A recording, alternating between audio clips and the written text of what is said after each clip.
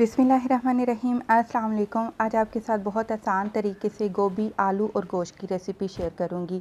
तो यहाँ पर मैंने बीफ का गोश्त लिया है, आप मटन का भी गोश्त ले सकते हैं। आधा किलो मैंने हड्डी वाला गोश्त लिया है। हड्डी वाले गोश्त और चर्बी वाले गोश्त के साथ अगर आप सब्ज़ियाँ बनाएंगे तो जायका बहुत ही अच्छा आएगा। तो इसके अलावा सब्ज़ी मैंने ली है एक बड़े साइज़ का आलू लेकर, और इसको मैंने काट लिया है। और ये देखिए इस तरह के, ना बहुत ज़्यादा बड़े पीस है ना बहुत ज़्यादा छोटे, दरमियाने साइज़ का फूल गोभी का पीस लेकर भी मैंने काट कर रख लिया है। इसके बाद मैं प्रेशर कुकर लूँगी। आज की ये रेसिपी आपको प्रेशर कुकर के साथ बनाना बताऊँगी, और आसान और इजी रेसिपी है। तो गोश्त के साथ मैंने 2 दरमियाने साइज़ के प्याज लेकर उनको रफली काट लेना है, आपने वो भी इसमें डाल देने हैं। और 2 अदद ही आपने टमाटर लेने हैं, उनको भी नॉर्मल काट कर आप इस प्रेशर कुकर में डाल दीजिएगा। इसके बाद आपने 1 खाने का चम्मच अदरक और लहसुन का पेस्ट शामिल करना है। और इसके बाद जो नेक्स्ट चीज़ है, हरी मिर्चें हैं, आपने 4 हरी मिर्चें तीखी वाली बारीक काट कर वो भी इसमें डाल देनी है। और साबुत गरम मसाले, 1 बड़ी इलायची है, 1 टुकड़ा दालचीनी का है, 3 अदद मैंने लौंगें डाली हैं इसमें। और इसके बाद नमक शामिल करेंगे, 1 चाय का चम्मच, अपनी मर्ज़ी से आप नमक डालिएगा।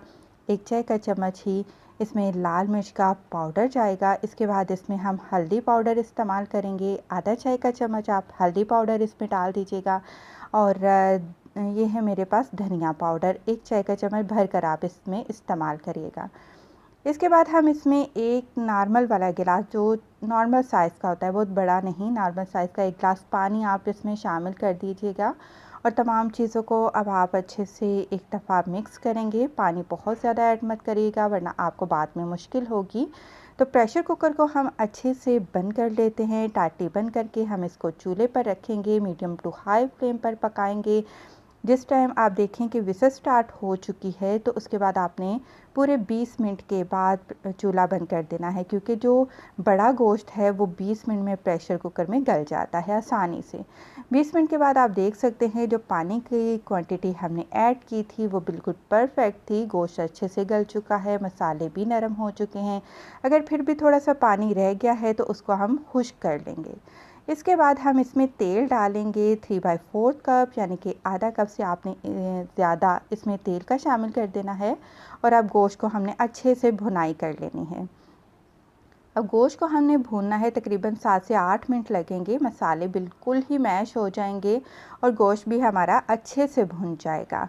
वक्फे वक्फे से थोड़ा थोड़ा पानी डालते हुए आप गोश्त को भून लेंगे। अच्छे से गोश्त को भून लेने के बाद इसमें हम सब्ज़ियां ऐड कर देंगे, और सब्ज़ियों को भी हम अब गोश्त और मसाले से भून लेंगे। तकरीबन 2 से 3 मिनट आपने इन सब्ज़ियों को भूनना है। सब्ज़ियों को बहुत ज़्यादा भूनने की ज़रूरत नहीं है गोश्त में, बस हल्का सा आप उनको मिक्स करिए और भून लीजिए।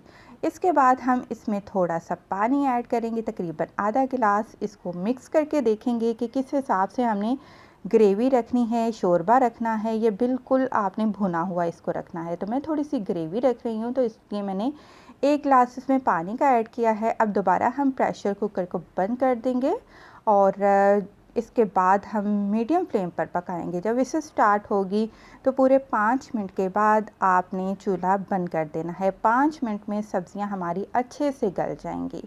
इसके बाद आपने आधा चाय का चम्मच काली मिर्च का पाउडर डाल देना है, 1 चाय का चम्मच गरम मसाला पाउडर इसमें ऐड करेंगे, और 1 खाने का चम्मच आपने इसमें कसूरी मेथी लास्ट में डालिएगा, खुशबू बहुत अच्छी आती है। तो ज़बरदस्त गोभी आलू गोश्त बनकर तैयार हो चुका है। वीडियो पसंद आई है जाते जाते लाइक करते जाएं। खुश रहें। अल्लाह हाफिज़।